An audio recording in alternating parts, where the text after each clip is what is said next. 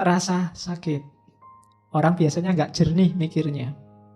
Keinginan, ketakutan, kesenangan, rasa sakit, kamu waspadai. Karena sering bikin pikiranmu nggak jernih. Oke. Jadi gantilah 4 itu dengan berpikir jernih. Keinginanmu itu masuk akal enggak? Ketakutanmu itu masuk akal enggak? Kesenanganmu itu porsinya berapa persen harus dituruti, berapa persen harus dijauhi. Rasa sakit juga begitu.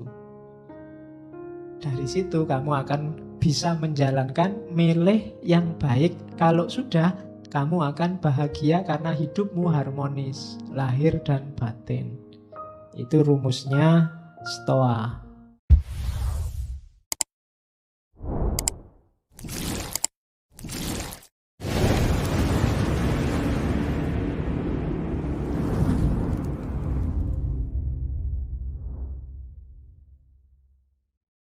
Oke, bismillah.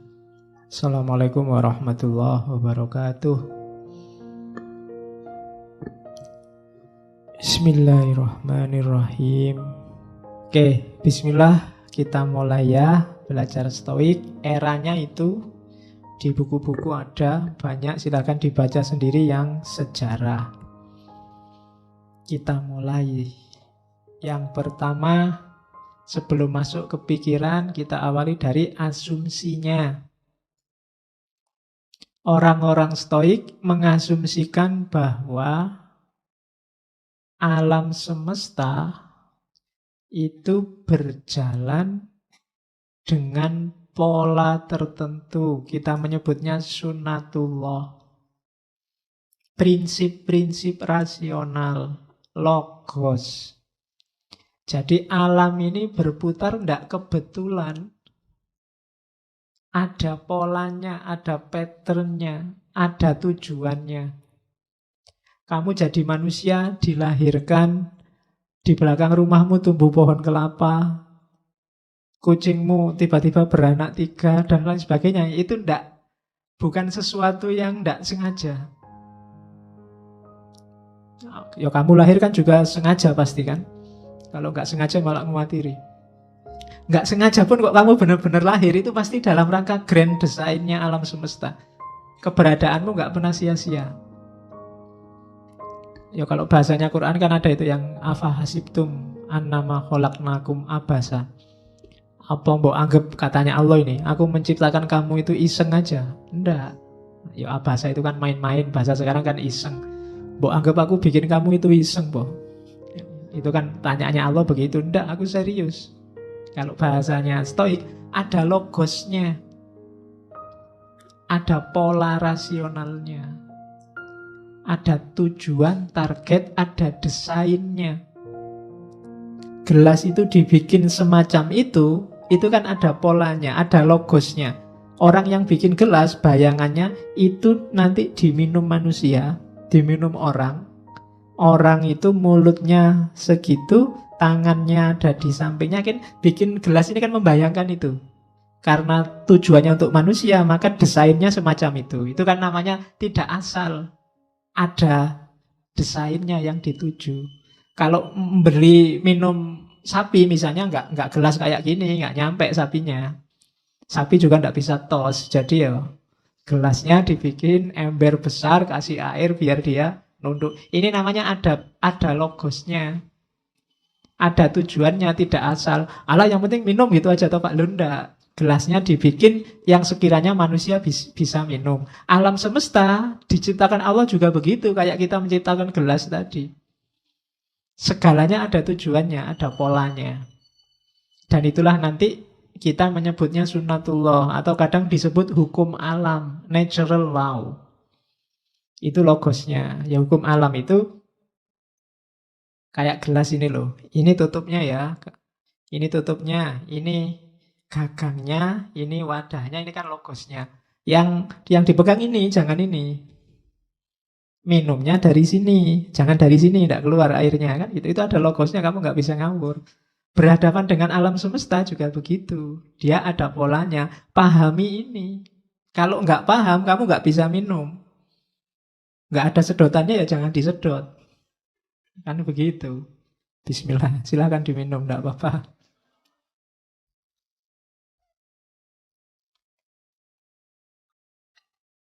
Kalau gelas ini tadi yang bikin manusia, di situ ada logos manusia. Alam semesta ada logosnya Tuhan.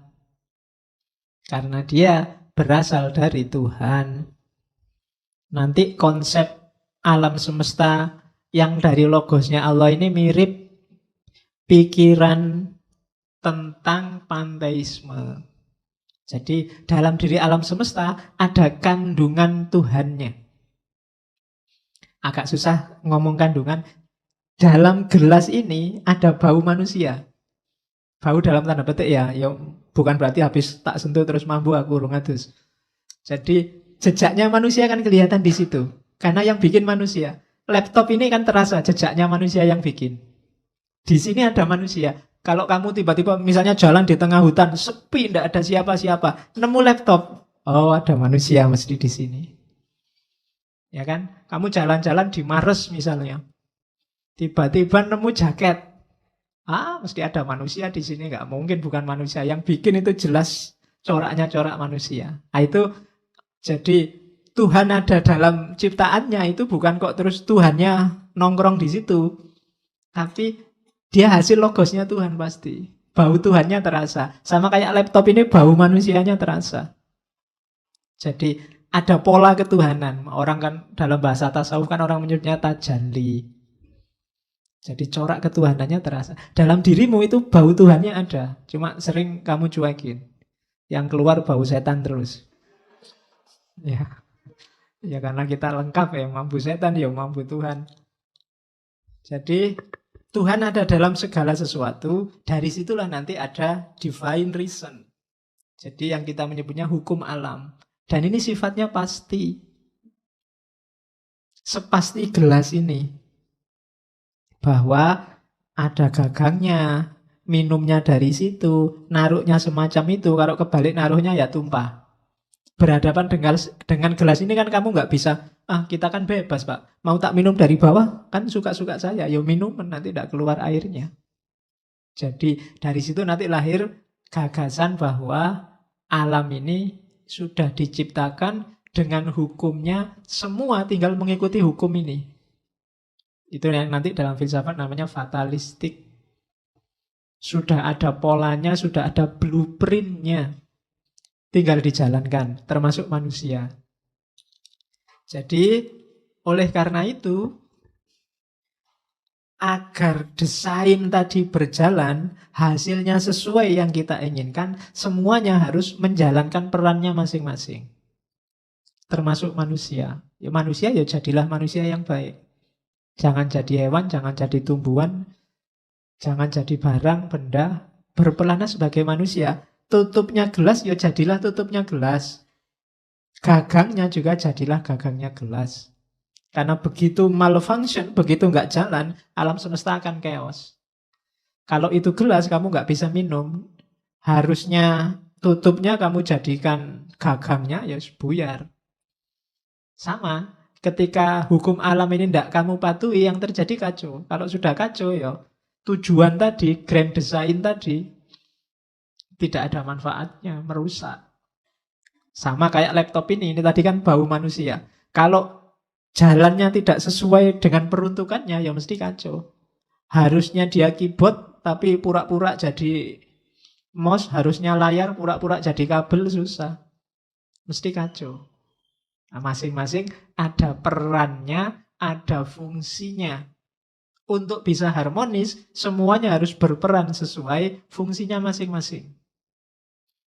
Itulah nanti pandangan Stoa. Awalnya di situ. Dari situ terus berarti manusia juga begitu. Iya, manusia juga begitu. Jadi manusia itu bagian dari alam. Istimewanya apa? Dia punya nalar, punya reason. Satu-satunya komponen alam semesta yang nyambung langsung sama Tuhan itu manusia. Bagian apa yang nyambung? Reasonnya, nalarnya, akalnya. Jadi akal ya bukan otak. Akal itu lebih ke fungsi berpikirnya. Kita mikir itu kan semacam mekanisme Kalau laptop itu kan prosesornya. Dari situ kan dia bisa ngapa-ngapain. Nah, manusia juga dia binatang yang berpikir, binatang yang bernalar sejak awal. Ini diawali dari Sokrates, Aristoteles mendefinisikan ini. Jadi manusia ini khusus karena dia bisa berpikir, cuma dia juga bagian dari alam semesta. Jadi manusia punya dua tugas sekaligus akhirnya. Yang pertama apa? Memposisikan dirinya selaras dengan alam semesta dan ngopeni sekelilingnya agar menjalankan perannya masing-masing. Itu nanti kalau dalam agama namanya khalifah. Jadi tugasmu sebagai khalifah itu apa? Menjaga agar lingkunganmu, alam sekelilingmu itu berjalan sesuai hitohnya masing-masing. Yang sapi ya biar berperan jadi sapi, yang kambing jadi kambing, yang padi jadi padi, yang manusia jadi manusia. Dan manusia punya tugas ngopeni alam semesta dan ngopeni dirinya. Itu asumsinya tentang manusia. Dari situ akan lahir harmoni. Jadi yang pertama, alam itu sudah ada hukumnya. Alam berarti manusia. Kemudian yang kedua, manusia itu dia punya akal, punya nalar yang membedakan dari yang bukan manusia. Maka mikir itu penting, akal itu penting. Nah, filsafat ngajari kita cara pakai akal. Akal itu penting tapi nggak dipakai, ya nggak ada gunanya. Jadi latihan mikir itu penting. Karena kalau kita mikirnya nggak benar, sama saja akal kita nggak fungsi. Kalau akal kita nggak fungsi, ya berarti kayak kita nggak punya akal. Padahal ketika nggak punya akal, manusia kehilangan jati dirinya. Karena jati dirinya manusia itu binatang yang berpikir. Berarti binatang, kalau manusia minus berpikirnya, tinggal binatangnya. Hati-hati, kalau kamu tidak mikir berarti statusmu turun dari manusia jadi binatang. Makanya jangan deket-deket temenmu yang sedang stres.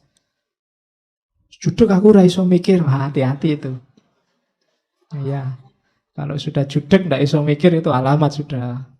Tinggal binatangnya, wong kan berpikirnya nggak bisa sudah. Oke, jadi manusia itu berpikir mandiri, tapi dia juga terikat oleh hukum alam. Karena dia bagian dari alam semesta. Salah satu elemennya. Kalau manusia kacau, ya lingkungan sekelilingnya juga akan kacau. Maka manusia harus berpikir, bertindak, berperilaku sesuai dengan keselarasan alam semesta. Nah, itu asumsi kedua. Terus. Nah, gimana caranya manusia biar selaras? Ya, lakukan hal yang baik. Yang baik itu apa? Yang harmoni dengan alam. Harmoni dengan akal, harmoni dengan Tuhan. Kamu tidak harmonis dengan salah satu ini aja, tidak akan bisa baik hidupmu. Kalau kamu nggak harmonis dengan alam, kamu sakit. Manusia itu kan, tubuhmu ini kan bagian dari alam. Kalau kamu nggak harmonis, kamu pasti sakit. Nggak harmonis itu salah satu unsurnya terlalu banyak. Itu kan tidak harmonis. Terlalu banyak air ya kembung. Terlalu banyak angin masuk angin. Terlalu banyak, apalagi unsur-unsur hidupmu kan banyak itu. Coba terlalu banyak gula, diabetes. Itu karena nggak harmonis. Oke, terlalu banyak ketawa, stres. Terlalu banyak, pokoknya terlalu banyak. Atau terlalu kekurangan, itu nggak harmonis juga. Harus harmonis sama alam. Yang kedua, harmonis dalam pikiran. Pikiran nggak seimbang, ya itu tadi, stres. Nggak bisa mikir. Hidupmu mesti kacau. Dan yang ketiga, harmonis sama Tuhan. Ini lebih bahaya lagi. Kok tidak sholat mas? Hubungan saya sedang tidak harmonis sama Tuhan. Ya. Itu mewatiri itu. Hati-hati. Nah, saya baru bisa ranjang aku sementara. Nah, harus harmonis lagi. Kenapa harus harmonis sama Tuhan? Karena alam semesta dan akalmu dan dirimu itu berjalannya, prosedurnya adalah logosnya Tuhan. Ketika kamu tidak harmonis sama Tuhan, itu kayak tadi, komputer kehilangan prosesor. Tidak akan jalan, hidupmu mesti kacau. Tidak ada tujuannya. Kan nanti ada filosofi yang ngomong tujuan itu. Sekarang tariklah tujuan terus-terusan. Haus, minum. Kalau sudah minum, lega. Kalau sudah lega, ngapain? Terus, itu kan filsafat namanya teleologis, mengejar tujuan. Puncaknya tujuan nanti ke Tuhan. Kawin. Biar punya anak. Kalau sudah punya anak, ngapain? Kalau sudah itu, terus ngapain? Terus kamu tarik. Ketemunya juga logosnya Tuhan nanti. Maka harus harmonis. Hidupmu itu baik kalau harmoni. Jadi harmoni itu porsional dan proporsional. Takarannya pas itu harmoni. Tidak lebih, tidak kurang. Oke. Jadi kalau ingin hidupmu yang baik, yang pertama itu. Yang kedua rumusnya, hidup baik atau tidak baik. Tadi kan kita pakai akal. Yang di luar kontrol kita, itu tidak bisa disebut baik dan tidak baik, katanya filosof Stoa. Kamu kan tadi pingin harmonis dengan alam, dengan akal, dengan Tuhan. Ketika kamu berusaha untuk harmonis dengan tiga hal ini, ya sejauh yang bisa kamu kontrol. Yang tidak bisa dikontrol, ya tidak masuk hitungan. Pak, saya ingin harmonis dengan planet Mars, Pak. Ya kadoan. Susah. Pak, saya ingin harmonis. Tidak, harmonis itu dengan yang deket-deket. Yang terjangkau, yang bisa kamu kontrol. Gimana caranya agar ngaji ini lebih santai? Itu kan bisa di dalam jangkauan kita. Tapi yang di luar jangkauan ya tidak usah dihitung. Kalau dihitung ya di luar kontrol kita. Gimana caranya yang di ngaji malam ini masuk surga semua? Wah, itu kita di luar kontrol kita. Bisanya cuma mendoakan. Ya syukur-syukur besok kita bisa ngaji filsafat bareng-bareng di sana. Kalau enggak ya berarti ada yang kececeran itu berarti. Oke. Jadi harmoni tidak harmoni jadi tanggung jawab kita, terkena nilai atas diri kita kalau itu dalam jangkauan kita. Yang di luar jangkauan kita enggak. Misalnya ini tetanggaku kulitnya putih-putih, aku sendiri kok hitam ya, ini harusnya jadi putih. Enggak, itu di luar jangkauanmu. Kulitmu hitam kan kamu nggak minta juga. Kalau bahasanya Ghazali, itu bedanya kholek sama khuluk. Kalau kholek, itu paketan dari Allah. Kita, ya sudah diterima aja. Tapi kalau khuluk itu dari kita. Kholek itu kan rambutmu keriting apa enggak, kulitmu hitam apa enggak, bibirmu kayak gimana, itu kan Allah, kamu tidak dosa, tidak apa-apa. Tapi kalau khuluk ini hubungannya sama dosa. Berada dalam kontrolmu. Makanya nggak usah galau kalau rambutku keriting ya Pak. Kulitku kok hitam ya Pak. Nah, kamu tidak dosa, tenang aja, nggak usah galau. Iya. Jadi nggak usah terlalu stres gara-gara khuluk. Karena itu di luar jangkauanmu. Tapi sekarang kan bisa diputihkan Pak. Iya. Ya bisa aja. Apa susahnya sih memutihkan, kamu tinggal beli kapur sama. Ya, bagi yang punya uang mungkin berada dalam jangkauannya, mutihkan. Tapi yang nggak punya kayak kita kan di luar jangkauan kita. Jadi nggak usah galau dengan sesuatu yang di luar jangkauanmu. Pak, saya itu ingin menyelamatkan Ahok ya Pak. Gimana caranya? Nggak usah. Di luar jangkauanmu itu nggak usah daki-daki, nggak nyampe. Wong kamu besok bisa makan apa enggak masih mikir mau menyelamatkan Ahok. Jauh. Jadi yang di luar kontrolmu enggak. Jadi baik atau buruk itu dalam yang bisa kamu kontrol. Jadi yang pertama tadi rumusnya baik itu yang harmonis. Yang kedua baik atau buruk itu yang bisa kamu kontrol. Terus yang ketiga tadi kan disuruh harmonis. Harmonis dengan alam, harmonis dengan akal, harmonis dengan Tuhan, itu jawabannya satu. melakukan kebajikan. Kebajikan itu berarti apa? Melakukan hal yang utama. Semua yang baik, semua yang berakhlak, semua yang bajik, itu hasilnya harmoni. Begitu ada yang melakukan yang tidak baik, tidak bajik tadi, lahirnya mesti chaos. Kenapa kok kacau? Karena banyak yang tidak menetapi kebajikan. Begitu ada satu yang tidak jujur, mesti nanti yang bersangkutan dengan dunia ketidakjujuran itu akan kacau. Misalnya saya bohong, harusnya saya masuk, saya tidak masuk. Dan aku diem-diem aja, tidak ngomong-ngomong. Itu kan kacau, kamu datang ke sini, kosong kacau. Gara-gara ketidakbajikan satu. Maka harmonis itu akan lahir kalau kita melakukan hal-hal yang bajik, yang baik. Rumus ketiga. Jadi kalau ingin jadi orang baik, yang pertama targetnya kebaikan itu harmoni. Yang kedua, baik atau tidak itu hanya dalam hal-hal yang bisa kita kontrol saja. Yang enggak, ya enggak bisa baik, enggak bisa buruk. Yang ketiga, harmoni itu akan lahir melalui kebajikan. Tidak mungkin dari hal-hal yang tidak bajik akan lahir harmoni. Dari kecurangan, dari pengkhianatan, dari kebohongan, dari tidak akan. Mesti yang lahir chaos. Kalau sekarang belum, tunggu saja saatnya. Nah, jadi ini katanya Zeno ya. Jadi etikanya Zeno. Kemudian yang keempat, oleh karena itu, akhirnya apa? Harmoni itu akan kembali ke kita lagi. Tadi kan kita mewujudkan harmoni lewat jalur kebajikan. Kalau sudah bajik, akan lahir harmoni dalam jiwa kita. Tenang kita. Jadi rumusnya orang hidup itu katanya Zeno, yang pertama wujudkan harmoni. Dalam hal-hal yang bisa kita jangkau. Jalannya adalah melakukan kebaikan. Kalau semua sudah kita lakukan, jiwa kita akan tenang. Harmonis juga.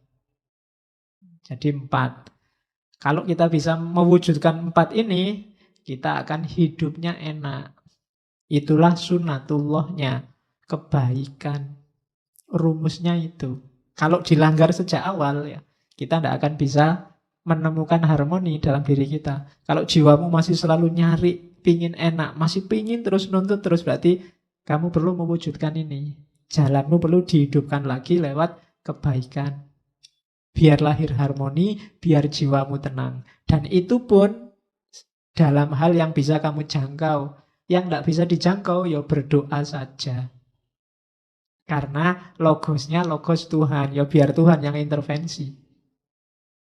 Oke, ini rumus pertama dari Zeno. Ini kalimatnya Marcus Aurelius tadi, yang kaisar tadi, menurut saya bagus. Waste no more time arguing about what a good man should be. Be one. Ya, jangan buang-buang waktu lagi debat tentang orang baik itu kayak gimana. Be one. Jadilah orang baik sudah. Nggak usah terlalu panjang diskusinya. Kalau tentang jadi orang baik, kamu nggak usah tanya orang baik itu kayak gimana sih Pak? Gini baik nggak, gitu baik nggak, kesuwen. Jadilah orang baik. Kamu sudah tahu, asal akalmu jalan. Ya, selama akalmu jernih, kamu akan bisa jadi orang baik. Tanpa harus panjang-panjang diskusi, katanya Marcus. Jadi, waste no more time arguing about what a good man should be. Be one. Wis dadi wong apik. Oke, jadi kalau ada yang tanya, gimana caranya jadi orang baik? Ya jadilah orang baik. Kamu sudah bisa. Masa ada yang tidak bisa jadi orang baik? Bisa. Cuma mungkin kamu tidak mau aja atau malas saja. Pasti bisa. Tidak ada orang yang tidak bisa jadi orang baik asal pikiranmu jernih. Ya kan? Karena di Stoa ini pikiran jernih itu nanti jadi modusnya, mengalahkan segalanya. Terus kelanjutannya tadi. Kalau sudah harmonis tadi, baik pikiranmu maupun lingkunganmu, yang terjadi apa? Yang terjadi kebahagiaan. Kamu pasti bahagia. Oke. Nah, tadi kan ada yang loncat sedikit. Kalau ingin harmoni, lakukan kebaikan. Gimana caranya kita ketemu kebaikan? Pakai akal sehat, akal jernih. Ya. Jadi harus menggunakan akal sehat. Tidak cuma minyak goreng yang pakai akal sehat. Kamu juga dalam hidupmu harus pakai akal yang sehat, akal yang jernih. Akalmu itu sudah ketumpuk informasimu macam-macam, sehingga seringkali tidak jernih. Ada yang pakai kacamata hitam, jadi lihat apa-apa warnanya hitam kabeh. Ada yang pakai kacamata hijau, lihat apa-apa dianggapnya semua warnanya hijau. Ada yang pakai kacamata merah, lihat apa-apa dianggap merah. Wah, merah itu, PKI itu jangan-jangan. Itu kan. Karena kacamatanya merah. Ada yang pakai kacamata hitam, wah, apa-apa dilihatnya hitam. Ada yang pakai kacamata putih, kabeh dianggap putih. Nah, itu jadinya nggak jernih. Yang baik bisa kebalik-balik. Maka katanya kelompok Stoa, jadilah orang baik, jalannya berpikir yang benar, berpikir yang jernih. Orang harus mau objektif dalam berpikir. Itu jalannya kamu nemu kebaikan. Katanya Zeno, kejahatan itu tidak ada. Jahat itu terjadi ketika orang anti dengan akal sehat. Ketika orang menolak berpikir jernih, yang lahir pasti kejahatan. Ketika orang tidak mau berpikir, yang lahir pasti kejelekan. Karena yang bisa menemukan mana baik, mana buruk itu akalmu. Kenapa kok bukan perasaan, bukan emosi? Kelompok Stoa dikenal agak kritis terhadap emosi, terhadap rasa. Karena emosi sering tidak objektif. Yang baik bisa jelek karena kecenderungan emosi, atau sebaliknya, yang jelek kelihatan baik karena kecenderungan emosi, rasa.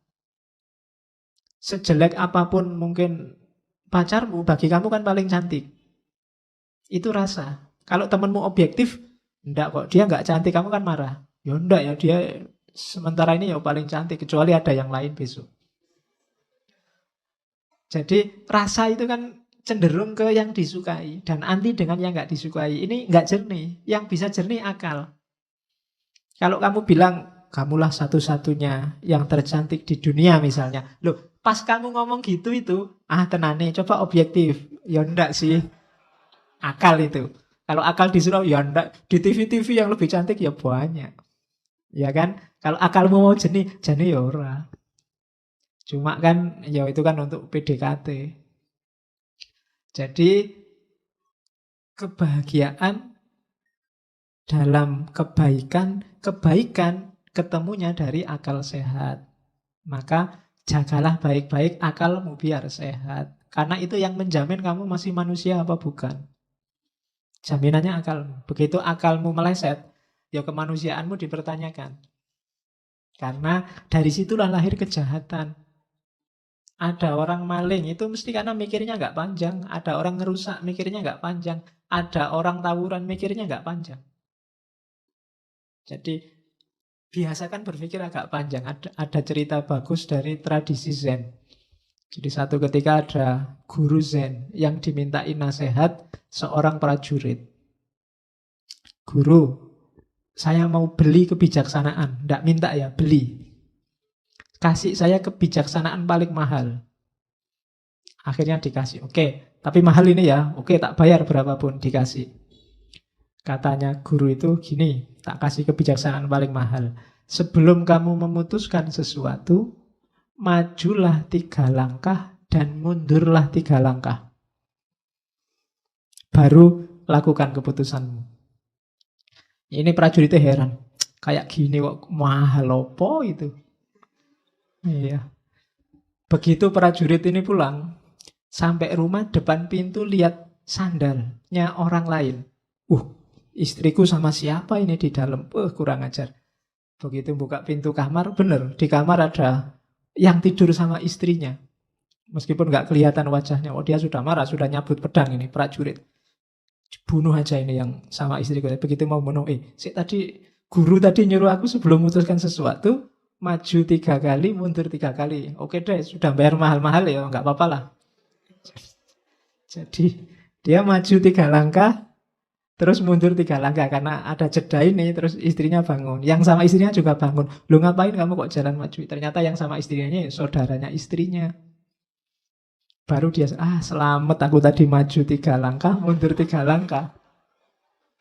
Coba kok langsung brus gitu, wassalam. Ya, nasihatnya maksudnya, mikir dulu lah, jangan kesusu. Apa-apa itu dipikir, pakai akal sehat. Nanti ketahuan jawabannya, jangan gerusa-gerusu diputuskan. Jadi, boleh kamu, ini nasihat mahal, buat kamu gratis, enggak apa-apa. Jadi kalau mau apa-apa, maju 3 langkah, mundur 3 langkah. Jangan langsung diputuskan. Mau nembak juga gitu. Kalau meskipun sudah di depannya, sebentar, maju 3 langkah, mundur 3 langkah. Ya, lu siapa ngerti pas kamu maju mundur terus pacarnya datang, wah nggak jadi. Untung tadi urung nembak. Kalau sudah nembak, malu kan dirimu. Oke, jadi pakailah akal sehat. Katanya Zeno, ada 4 biasanya, 4 hal yang merusak. Kenapa dia tidak terlalu suka dengan emosi. Yang pertama apa? Hasrat, keinginan. Keinginan ini biasanya orang itu kalau sudah ingin sesuatu, kejernihan pikirannya agak keruh.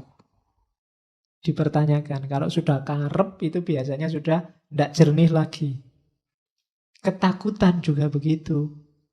Kalau masih ada yang bikin kamu takut, itu biasanya nggak jernih pikiranmu. Yang kamu pikir gimana caranya selamat gitu dok. Kadang mengorbankan banyak hal.